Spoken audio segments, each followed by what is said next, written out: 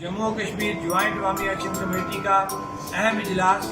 آج مورخہ 20 مئی 2024 مظفر آباد میں منعقد ہوا۔ اجلاس میں اتفاق رائے سے یہ واضح کیا گیا ہے کہ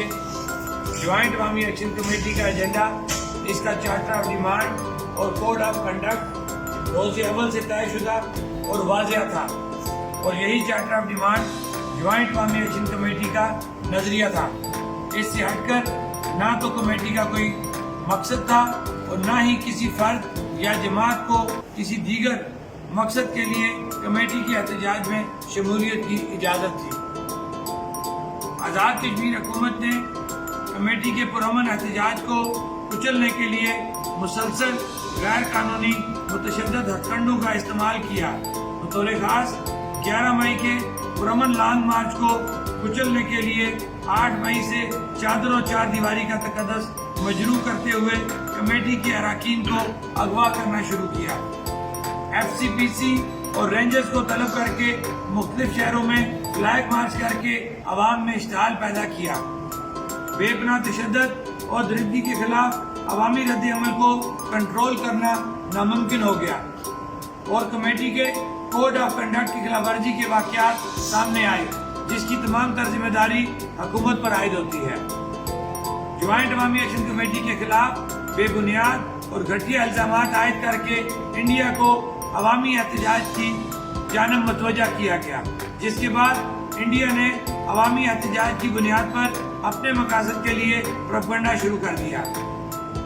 ضروری ہے کہ اس تمام معاملہ میں انڈین ہاتھ کے الزامات عائد کرنے والوں سے اس بابت تحقیقات کی جائے۔ جوائنٹ عوامی ایکشن کمیٹی اپنے خلاف انڈین فنڈنگ کی تحقیقات کا اس شرط کے ساتھ مطالبہ کرتی ہے کہ ایسی ہی تحقیقات انڈین ہاتھ کا الزام لگانے والوں سمیت آزاد کشمیر کے تمام اعلیٰ عہدیداران کے اثاثہ جات کی پڑتال کرتے ہوئے کی جائیں گی۔ جوائنٹ عوامی ایکشن کمیٹی کے تسلیم شدہ تمام مطالبات، معاہدوں اور 4 فروری کے نوٹیفیکیشن پر عمل درآمد سے انکار کے باعث 11 مئی کے لانگ مارچ کا اعلان ہوا۔ امن اور وسیع تر عوامی مفاد کے پیش نظر حکومت پاکستان کے نمائندوں کی جانب سے براہ راست رابطہ کے بعد راولہ کورٹ میں جوائنٹ عوامی ایکشن کمیٹی نے فوری عمل درآمد کے لیے کم از کم 3 نکات کے نوٹیفیکیشن کے فوری اجرا پر لانگ مارچ ختم کرنے کا موقف دیا، لیکن وفاقی حکومت کے نمائندگان کی جانب سے رات کو انکار اور صبح کے وقت اقرار کے بعد نوٹیفیکیشن کے اجرا میں تاخیر اور انٹرنیٹ کی بندش نے حالات کو خراب کیا۔ واضح رہے کہ راولہ کورٹ میں رات کو مذاکرات کے بعد کمیٹی کے ساتھ مزید کسی قسم کے مذاکرات نہ ہوئے، صرف نوٹیفیکیشن طے شدہ امور کے مطابق اجرا کے لیے فون پر رابطہ ہوتا رہا۔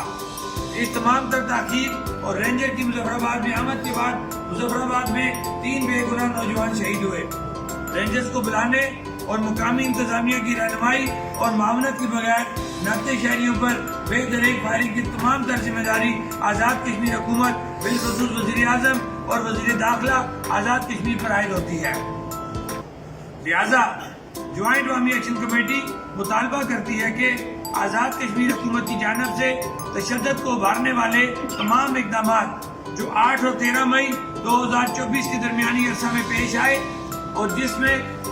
بے گناہ انسانوں کا خون بہایا گیا، کی مکمل تحقیقات کے لیے ہائی کورٹ کے ججز پر مشتمل جوڈیشل کمیشن کا قیام عمل میں لایا جائے، جو تمام واقعات بشمول ڈوڈیال کے واقعات، پولیس آفیسر اور مظفر آباد کے نوجوانوں کی شہادت کی مکمل تحقیقات کرے۔ وہ تمام حل طلب معاملات یکسو کیے جائیں جنہیں حل کرنے کی ذمہ داری حکومت پاکستان کے نمائندگان نے دوران مذاکرات اٹھائی۔ آزاد کشمیر میں نیشنل گرڈ کے قیام عمل میں لایا جائے اور آزاد کشمیر کو لوڈ شیڈنگ فری زون قرار دیا جائے۔ نیز تمام ہائیڈل پروجیکٹس کے متعلق ہائی کورٹ کے فیصلہ مرہ 15 نومبر 2019 پر من اور عمل درآمد کیا جائے۔ محکمہ برقیات اور محکمہ خوراک میں ہونے والی کرپشن، بے ضابطگیوں اور صارفین کو لوٹنے کے خلاف آزاد کشمیر ہائی کورٹ کے معزز ججز پر مشتمل جوڈیشل کمیشن قائم کیا جائے۔ تمام حکمران طبقات کی مراحت ختم کی جائے اور اس حوالہ سے قانون سازی کی جائے۔ حکومت آزاد کشمیر کی جانب سے 4 فروری 2024 کو جاری کیے گئے نوٹیفیکیشن کے بقیہ 8 نکات پر عمل درآمد کیا جائے۔ آبادی کے تناسب سے آٹے کی ایلوکیشن پوری کی جائے۔ 2022 سے آج تک جموں کشمیر جوائنٹ عوامی ایکشن کمیٹی کے کارکنان پر وعدہ کے مطابق تمام مقدمات ختم کیے جائیں اور میرپور میں قید 7 اسیران سمیت دیگر تمام اسیران کو فی الفور رہا کیا جائے۔ لانگ مارچ کے دوران سینکڑوں زخمی کیے گئے جانے والے افراد کے جو ذمہ داران تھے ان کے خلاف قانونی کارروائی عمل میں لائی جائے۔ مذکرہ بالا مطالبات منظور نہ ہونے کی صورت میں جموں کشمیر جوائنٹ عوامی ایکشن کمیٹی مورخہ 27 مئی 2024 کو پورے آزاد کشمیر، پاکستان، بیرون ممالک اور گلگت بلتستان میں احتجاجی مظاہرے کر کے آئندہ کے سخت ترین لائحہ عمل کا اعلان کرے گی۔ 11، 12،